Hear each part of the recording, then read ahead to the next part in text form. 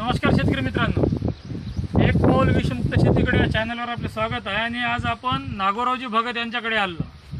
मागील 10 वर्षापासून आपल्या नैसर्गिक पद्धतीने पूर्ण निविष्ठा तयार करून आपल्या शेतीमध्ये वापर करतात आणि विषमुक्त शेती करतात.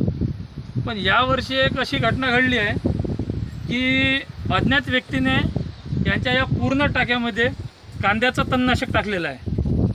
आणि कांद्याचं तणनाशक टाकल्यानंतर याच औषधाचं काल शेतामध्ये स्प्रिंकलरद्वारे आपल्या शेतामध्ये उडवायचं म्हणून त्यांनी ट्रायकोडर्मा, जीवामृत, बिल्टी कंपोजर, गोकृपा, दशपर्णी हे सर्व एकत्रित करून पाण्यामध्ये मिक्स करून आपल्या शेतामध्ये सोडलं.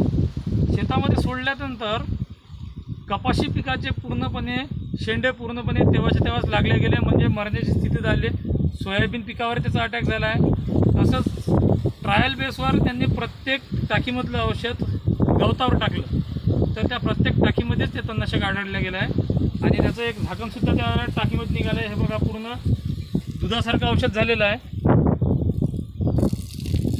आणि यामध्ये कांद्याचं तणनाशक आहे मिक्स केलेलं. तसंच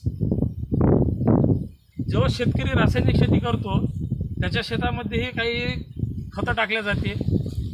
त्यांच्या शेतामध्ये असे काही प्रकार घडत नाही. पण नैसर्गिक शेती करत असताना ही विश्वासाची शेती आहे.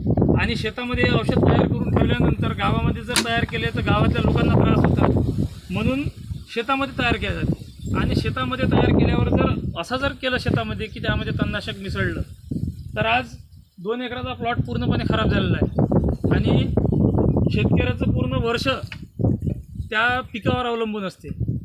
तर असं नीच कृत्य कुणीच करू नये अशी सर्वांना हात जोडून विनंती आहे.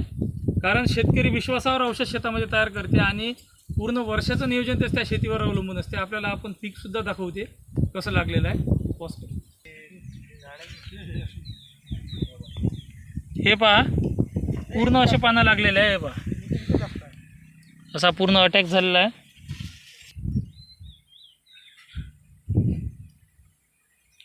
तर हे पहा, कपाशी पीक पहा कसं झालेलं आहे. तो आपण धुऱ्यावरूनच दाखवू. हे पहा पूर्ण. तर यावर आपण जैविक निविष्ठाची फवारणी केल्यामुळे आता हे जरा अटॅक थांबलेला आहे. आणि हे काही फवारणीमधून नाही तर हे स्प्रिंकलरद्वारे उडवल्या गेलेलं आहे. जर फवारणी केली असती तर पूर्णपणेच आज हा प्लॉट काळा पडलेला असता. कारण नुसतं 1 तासच नाही तर आपण पूर्ण शेतामध्ये पाहू शकतो. आणि हे बघा, तूर पहा, तुरीचं सुद्धा शेंडे पूर्णपणे भाजलेले आहे.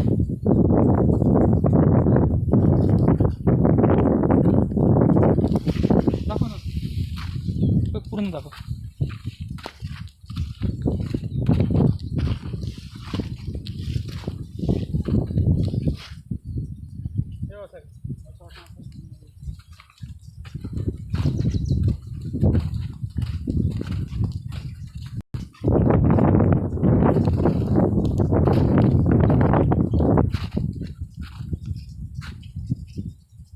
तर मित्रांनो, पहा, या प्रकारे आपले पूर्ण पीक खराब झालेलं आहे.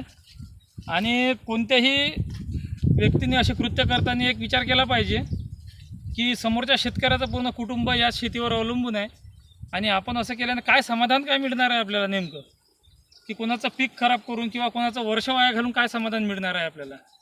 तर हात जोडून सर्वांना विनंती आहे की ज्या शेतकऱ्यांना या किंवा इतर कोणीही इसम असेल त्यांना ही पद्धत पटत नसेल शेतीची तर त्यांनी करू नये.